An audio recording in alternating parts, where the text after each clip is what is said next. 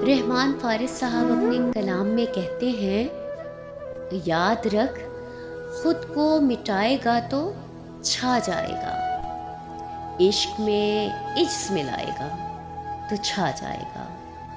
अच्छी आंखों के पुजारी हैं मेरे शहर के लोग, तू मेरे शहर में आएगा तो छा जाएगा। दीदाए खुश्क में बेकार सुलगता हुआ गम, रूह में डेरे लगाएगा तो छा जाएगा। हम कयामत भी उठाएंगे तो होगा नहीं कुछ, तू फकत आंख उठाएगा तो छा जाएगा।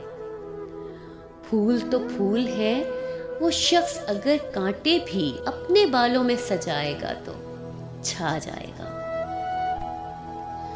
यूं तो हर रंग ही सजता है बराबर तुझ पर, सुर्ख पोशाक में आएगा तो छा जाएगा।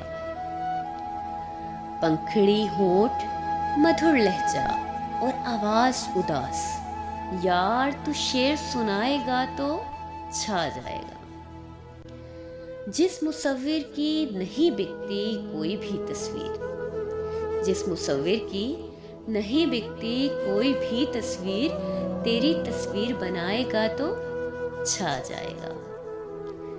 जब्र वालों की हुकूमत है फकत चंद हीरोज, सबरे मैदान में आएगा तो छा जाएगा। याद रख खुद को मिटाएगा तो छा जाएगा।